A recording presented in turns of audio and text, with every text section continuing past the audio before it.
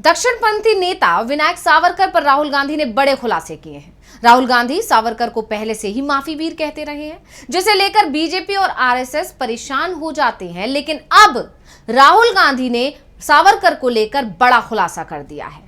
उन्होंने विनायक सावरकर और नाथूराम गोडसे के परिवार के बीच के संबंध को सबके सामने लाकर रख दिया है और जिसके बाद से सियासत गर्मा गई है, क्योंकि नाथूराम गोडसे, जिसे आप जानते ही हैं, जिसने महात्मा गांधी की जान ली थी और इसके लिए उसे कानून की तरफ से सजा भी दे दी गई थी। इस मामले के छींटे सावरकर के दामन को भी दागदार कर गए थे और सावरकर पर तो पहले से ही दाग लगे हुए थे। दाग थे अंग्रेजों से माफी मांगने के। तो अंग्रेजों से माफी मांगने के दाग सावरकर जिंदगी भर ढोते रहे, यहां तक कि अंग्रेजों के टुकड़ों पर अपना जीवन यापन किया उन्होंने। एक तरफ देश के करोड़ों लोग जो अंग्रेजों के खिलाफ संघर्ष कर रहे थे, तो दूसरी तरफ थे विनायक सावरकर जैसे लोग जो अंग्रेजों से पेंशन ले रहे थे, उनके टुकड़ों पर पल रहे थे। आजादी के 75 सालों बाद बीजेपी और हिंदूवादी संगठन सावरकर को देशभक्त नेता बनाने में जुटा हुआ है। लेकिन कोर्ट में राहुल गांधी ने सावरकर की देशभक्ति की ही पोल नहीं खोली, बल्कि सावरकर के परिवार और गोडसे के परिवार को एक तराजू में लाकर रख दिया है और खुद को सावरकर के परिवार का सदस्य बताने वाले सात्विकी सावरकर अब अपने ही बुने जाल में फंस गए हैं। कोर्ट ने उन पर ही सवाल खड़े कर दिए हैं, जवाब मांग लिया है। यानी जो जाल राहुल गांधी को फंसाने के लिए बीजेपी और हिंदूवादी संगठनों की तरफ से बुना जा रहा था, उसमें अब वो खुद ही बुरी तरह से फंसते दिख रहे हैं। राहुल गांधी जिस मौके की तलाश में थे, वो मौका उनको मिल गया है और इसीलिए अब वो उस मौके का पूरी तरह फायदा उठा रहे हैं। तो आज हम अपनी स्पेशल रिपोर्ट में बात करेंगे सावरकर और गोडसे पर राहुल गांधी की तरफ से की गई दलीलों की और बड़े खुलासों की। नमस्कार, मैं हूं अंशिता। हम इस पूरे मामले को सिलसिलेवार आपको समझाते हैं। तो सबसे पहले ये बताते हैं कि आखिर ये मामला शुरू कहां से हुआ। तो ये मामला है मार्च 2023 का, जब राहुल गांधी ब्रिटेन यात्रा पर गए थे। इस दौरान राहुल गांधी ने सावरकर पर सवाल खड़े किए थे।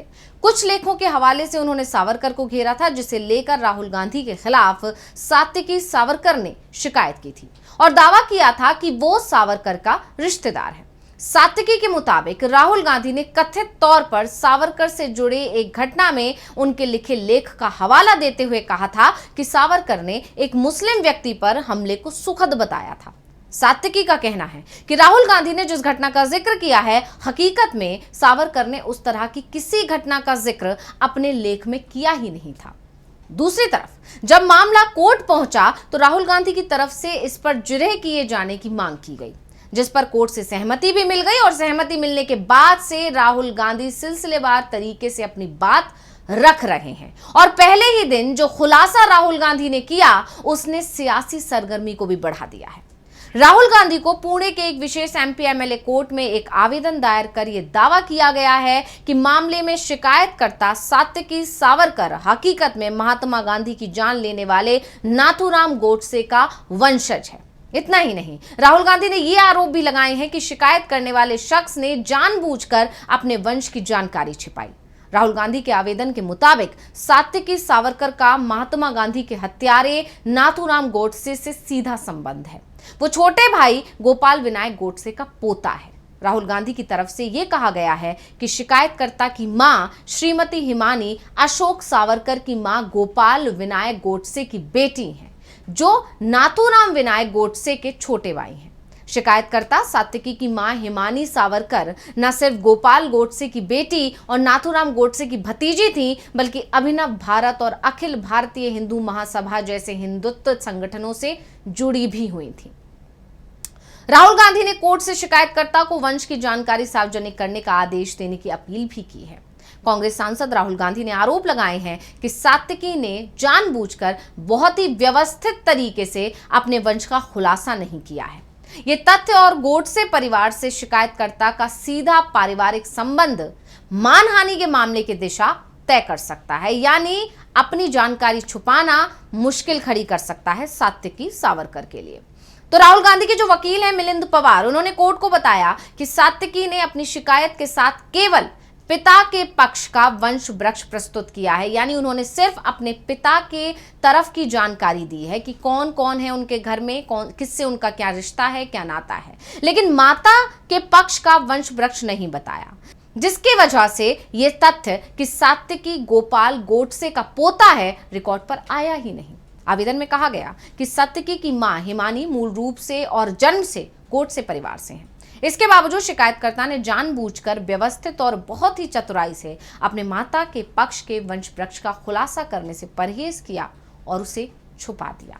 ये इस मामले में सबसे महत्वपूर्ण मुद्दों में से एक है, जो अंतिम रूप से याचिका दर्ज करने से पहले गुण दोष तय करने के लिए है। अदालत से किसी महत्वपूर्ण तथ्य को दबाना या छिपाना एक गंभीर मुद्दा है, जिसे अदालत के साथ धोखाधड़ी माना जाता है और इसके कारण मामले को खारिज किया जा सकता है या राहत से इनकार किया जा सकता है। तो सात्विकी ने जानबूझकर इस तथ्य को भी दबाया कि महात्मा गांधी की जान लेने के मामले में सावरकर भी सह अभियुक्त थे, लेकिन उन्हें दोषी नहीं ठहराया गया, बल्कि सबूतों के अभाव में बरी कर दिया गया।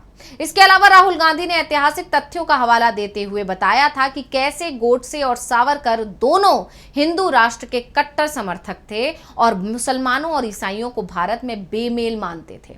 कैसे उन्होंने महात्मा गांधी की जान लेने की साजिश रची, क्योंकि वो विभाजन के दौरान मुसलमानों के लिए उदार थे। तो राहुल गांधी की तरफ से यह भी कहा गया कि सावरकर दो राष्ट्र सिद्धांत के प्रमुख समर्थक थे, जिसमें कहा गया था कि हिंदू और मुसलमान अलग अलग राष्ट्र हैं, जिसके बाद मुस्लिम लीग के नेता मोहम्मद अली जिन्ना ने इसका समर्थन किया था। सावरकर के विचार 1937 में व्यक्त हुए और 1943 में और मजबूत हुए, जिसमें दो समुदायों के अलगाव और उनकी अलग अलग पहचान पर जोर दिया गया और यह साबित भी हुआ कि सावरकर के विचारों ने आगे चलकर भारत के अंतिम विभाजन की नींव रखी। इस बीच राहुल गांधी ने शिकायतकर्ता सात्विकी पर झूठी गवाही, मानहानि और न्यायालय की अवमानना का आरोप लगाते हुए एक और आवेदन दायर किया है। गांधी के मुताबिक सावरकर ने 9 मई को गलत और भ्रामक आवेदन दायर किया, जिसमें दावा किया गया कि गांधी ने जमानत शर्तों का उल्लंघन किया है।